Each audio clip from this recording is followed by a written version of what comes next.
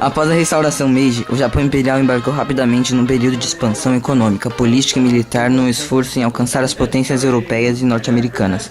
A sua estratégia de expansão incluía a extensão territorial e o controle econômico para aumentar o seu acesso a recursos naturais. Ao executar essa estratégia, o Japão iniciou um número de aventuras militares que iniciaram conflitos com vários países vizinhos. Estes incluíam a China em 1894, no qual o Japão tomou controle da Ilha Famosa, e a guerra com a Rússia em 1904, ganhando o Japão território na China e na Península Coreana. Após a Primeira Guerra Mundial, a Liga das Nações deu ao Japão a custódia das colônias da Alemanha Imperial no leste e nas águas do Pacífico.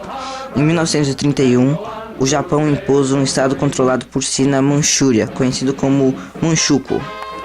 A Liga das Nações, os Estados Unidos, o Reino Unido, a Austrália e os Países Baixos, todos com interesses territoriais no sudoeste da Ásia, desaprovaram os ataques japoneses contra a China e responderam com condenação e pressão diplomática.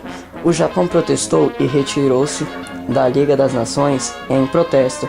Em julho de 1939, os Estados Unidos aumentaram a pressão ao terminarem o tratado comercial estadunidense com o Japão, que tanto mostrou oficialmente a posição dos Estados Unidos como removeu quaisquer barreiras legais como embargos. O Japão continuou sua campanha militar na China e assinou um contrato anti-comunista com a Alemanha nazi, formalmente acabando a hostilidade, fim da Primeira Guerra Mundial, declarando interesse comum os dois países. Em 1940, o Japão assinou o Pacto Tripartite com a Alemanha nazi e a Itália fascista para formar poderes do eixo. As ações japonesas fizeram assim que os Estados Unidos criassem embargos contra as importações japonesas de metal e gasolina e fechassem o canal do Panamá a embarcações japonesas. A situação continuou a agravar-se. Em 1941, o Japão avançou para o norte da Indochina, atual Vietnã, Laos e Camboja. O governo estadunidense respondeu congelando todos os bens japoneses nos Estados Unidos e incluiu um embargo completo às importações japonesas de petróleo. Então é provavelmente o recurso mais crucial do Japão. Devido a seus próprios recursos petrolíferos ser bastante limitados, e 80% da exportação japonesa de petróleo provém aos Estados Unidos. Certamente a Marinha Imperial Japonesa dependia inteiramente de petróleo importado. As negociações diplomáticas intensificaram-se quando os Estados Unidos enviaram uma nota ao Japão, no qual o primeiro-ministro Hideki Tojo descreveu ao seu gabinete como um ultimato.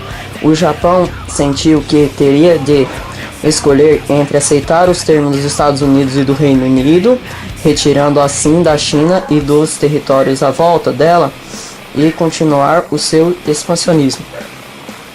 Preocupado por perder status e prestígio na comunidade internacional, se o Japão recusasse a perceber a ameaça dos poderes ocidentais, controlar o território no Pacífico e na Ásia Oriental. Para sua segurança nacional, o governo imperial japonês já tinha opções militares preparadas, decidiu executá-las.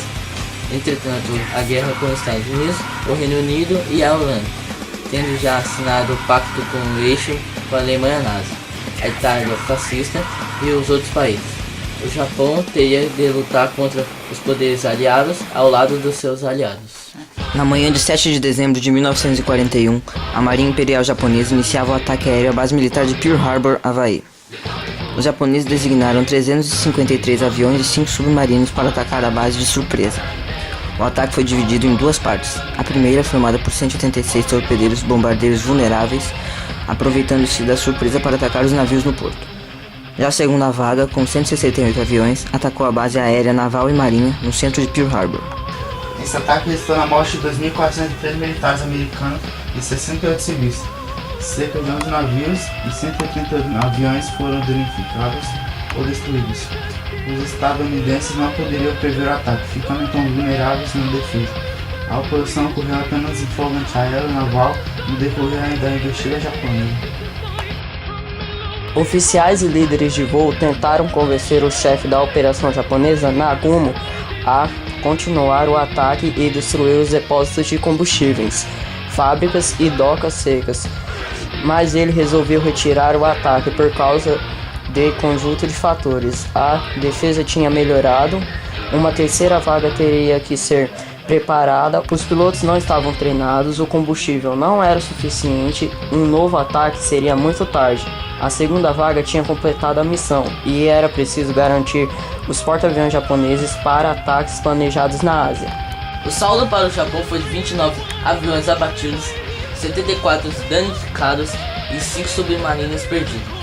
O ataque japonês em Pearl Harbor determinou a entrada dos Estados Unidos na Segunda Guerra Mundial e deu início à Guerra no Pacífico.